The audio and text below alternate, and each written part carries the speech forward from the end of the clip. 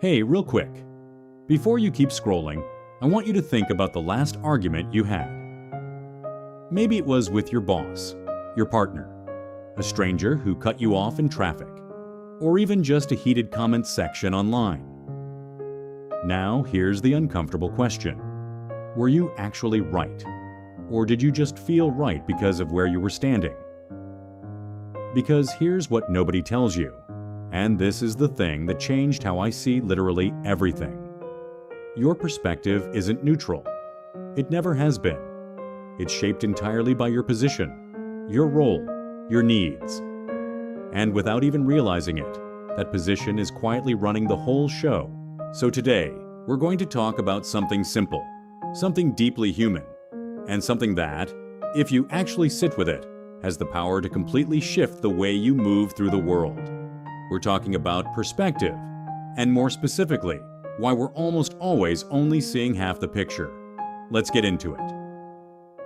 Okay, here's one you've lived 100 times. You're driving down a busy street. Maybe it's rush hour, maybe you're already running 5 minutes late, and some guy just casually strolls across the road mid-block, no crosswalk, phone in hand, like he's got all the time in the world. And you're sitting there like, come on, man. There are actual laws. You could have waited 10 more seconds. You're annoyed. Maybe you honk. Maybe you mutter something under your breath. Now flip it. You're on foot. You're trying to cross the street, and there's this car that refuses to slow down, even though you clearly got there first, even though the light's about to change, even though, hello, pedestrians literally have the right of way. And now you're the one thinking. Drivers think they own the road. Show a little respect. Same intersection, same moment. Two completely different moral verdicts. And here's the wild part. Both people feel completely justified. Neither one thinks they're being unreasonable. They're both just reacting from where they're standing. The driver thinks pedestrians should follow traffic rules. The pedestrian thinks drivers should slow down and be patient. And neither one is stopping to think, wait, have I ever been on the other side of this? Of course you have. We all have. This is what I call the position problem. We don't form opinions based on pure logic or universal fairness. We form them based on what's convenient for us right now, in the role we're currently playing. And the second that role changes, the opinion changes with it, without us even noticing. Now let's bring this inside, to the office, the job site, the Zoom call that probably could have been an email. If you're an employee, chances are you've thought something like this. My manager has no idea how much I actually do. They just sit in meetings all day and collect a bigger paycheck while I'm the one in the trenches doing the real work. And they're so stingy. I've been here 2 years, and my raise was 3%. 3%. That doesn't even keep up with inflation. Sound familiar? Now flip to the manager's seat. Suddenly the script sounds completely different. My team doesn't see the full picture. They don't sit in the budget meetings. They don't deal with the executives breathing down my neck about quarterly numbers. I'm fighting for resources they'll never know about, and half the time I ask for something simple, and it feels like pulling teeth. I need people who take initiative, and instead I feel like I'm babysitting. Both people are working hard. Both people feel underappreciated. Both people genuinely believe the other side has it easier, and neither one is spending much time wondering what it actually looks like from the other person's point of view. This isn't just about work ethic or who's right. It's about the fact that when you're inside a role, really inside it, with your livelihood attached to it, with your sense of identity wrapped up in it, it becomes almost impossible to see it from the outside. Your needs, your pressures, your fears, they color everything. The employee needs security and recognition. The employer needs reliability and results. And because they both need different things, they end up judging by different standards. And then they wonder why there's always friction. Here's another one that hits close to home. You're at a car dealership, or you're shopping online, or you're haggling at a farmer's market. And you look at that price tag and think, they're making a killing off this. There's no way this costs them what they're charging. This is highway robbery. You lowball. You walk away. You tell your friends the place is overpriced. Now you start your own business. Could be anything: a food truck, a freelance design studio, a home renovation company. And suddenly, you're on the other side of that equation. You're paying for materials, equipment, insurance, permits, software subscriptions. You're eating the cost of every project that went over budget. You're not paying yourself a salary for months. And when a customer balks at your price, you think, do they have any idea what this actually costs to produce? Do they think I'm just pocketing all of this? Neither the customer nor the business owner is wrong about what they're feeling, but they're each only seeing one layer of the picture. The customer sees the final price. The business owner sees every dollar that went into getting to that price. And this plays out everywhere: in real estate, in healthcare, in restaurants. Every time there's a transaction, there's a gap between what one person sees as profit and what the other person knows as cost. The question isn't who's right. The question is, are either of them even trying to understand the full picture? Now here's the one that stings a little: the social stuff. Because we don't just do this with roles and transactions. We do it with how we judge people's lives. Think about this. You see someone who doesn't own a home, drives a beat-up car, rents a studio apartment in their 30s. And the quiet, unspoken verdict in your head might be, they must not have worked hard enough. They must have made bad decisions. Then you see someone who drives a brand new Range Rover, post about their weekend trips to Aspen, lives in a gorgeous house in a gated community. And that same quiet voice might say, okay, but who are they trying to impress? Nobody that successful needs to flex that hard. Do you see what just happened? The person with less gets judged for lacking. The person with more gets judged for having. And both judgments come from the same place. From wherever you currently are financially, emotionally, psychologically. If you're struggling, success looks like showing off. If you're successful, struggle looks like laziness. And if you're somewhere in the middle, which most of us are, you'll somehow find a way to judge both. We do the same thing with work ethic. Someone takes their weekends completely off, doesn't answer emails after 5, and leaves exactly at the time their shift ends. And we might call that lazy. Unambitious, not a team player.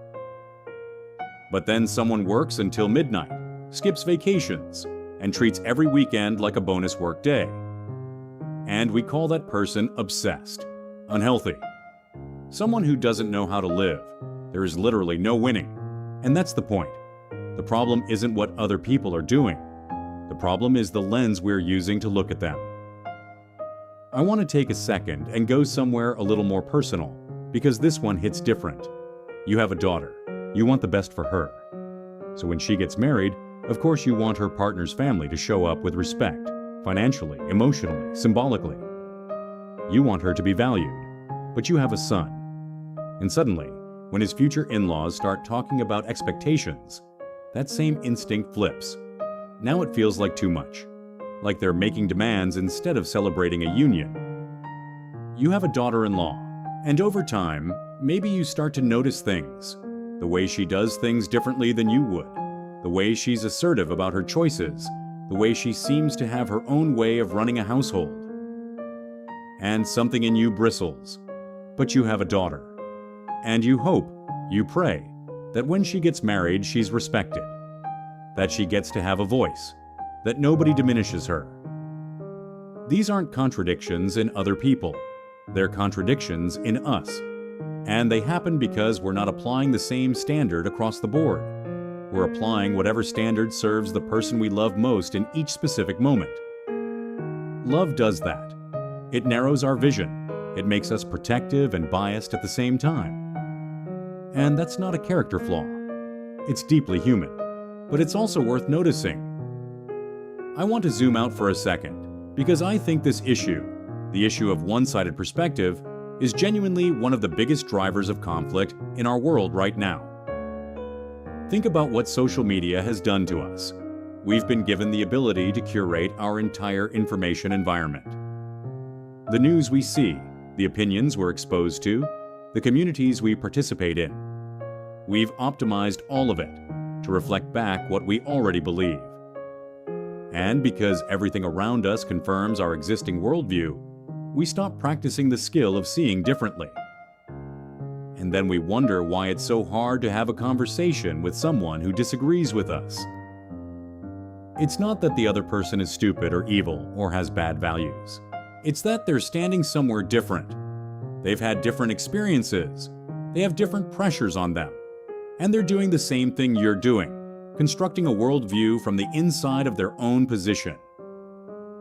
Psychologists call this the actor-observer asymmetry, the tendency to explain our own behavior based on circumstances, but other people's behavior based on their character. When I'm late, it's because of traffic. When you're late, it's because you're inconsiderate. When I cut corners, I had a good reason. When you cut corners, you're lazy. This bias is wired into us. It kept us alive for thousands of years by making us quick to protect our tribe and skeptical of outsiders. But in a connected, complex, modern world, it's costing us. It's why families stop talking. It's why coworkers undermine each other instead of collaborating. It's why every conversation about anything important turns into a competition instead of a discussion. So, what do we actually do about this? Because I'm not here to just point out a problem and leave you with some vague advice like, try to see both sides. That's obvious. That's not enough. I want to give you something concrete. First, name your position before you judge. Anytime you feel a strong judgment forming about a person, a situation, a decision, pause and ask, what role am I in right now? Are you the customer, the employee, the parent, the one who has more, the one who has less? Just naming your position out loud, even silently to yourself, creates a tiny gap between the reaction and the response. And in that gap is where wisdom lives. Second, ask, what is this person trying to protect? Most friction between people isn't about facts, it's about needs. The boss who seems controlling is usually protecting something. Maybe their reputation, maybe their own job. The employee who seems disengaged is probably protecting their energy, their dignity, their personal life. When you ask what someone is trying to protect, you stop seeing them as an obstacle and start seeing them as a person navigating something real.